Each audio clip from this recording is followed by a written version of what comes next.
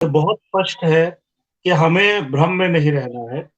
हम कभी-कभी ये समझने लगते हैं और आजकल अक्सर समझने लगते हैं और ये उलझाने में कामयाब है विकारी संघ, कि आज जो प्रधानमंत्री है ना, वो प्रधानमंत्री भारत का नहीं है, वो केवल गुजरात का प्रधानमंत्री है।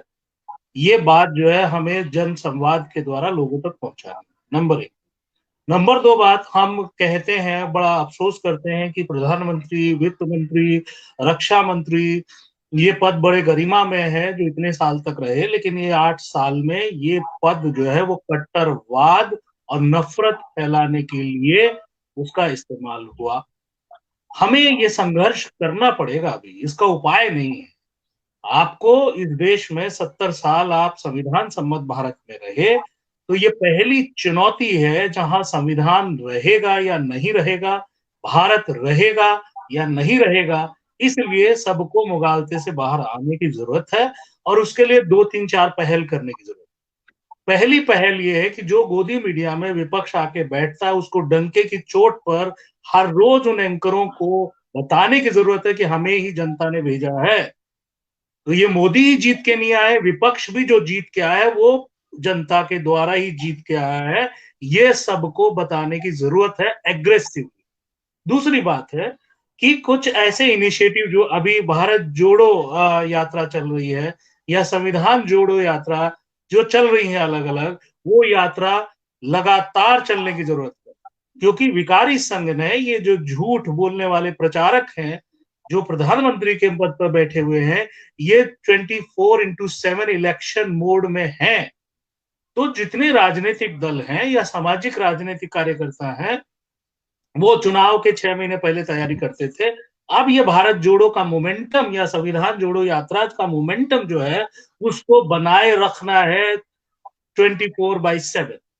उसके आगे जो करना है, वो ये है कि हमें यात्राओं के साथ जो संसद नहीं चल रही है, हम सब साथियों को मिलके जन संसद लगाने की ज़रूरत है।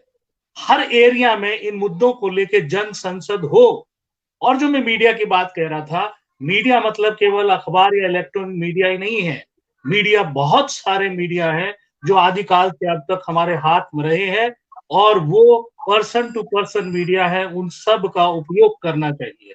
और एक खास बात, जो नया नैरेटिव गढ़ने की ज़रूरत है, गांधी, नेहरू के बाद अंबेडकर, कि अंबेडकर के संविधान ने जो मौलिक अधिकार दिए हैं, वो किसी विशेष जाति के नहीं, वो पूरे भारत के हैं और उस पर बहुत लगातार एक संवाद और चर्चा करने की ज़रूरत है, ताकि हम एक संविधान सम्मत भारत बना सकें।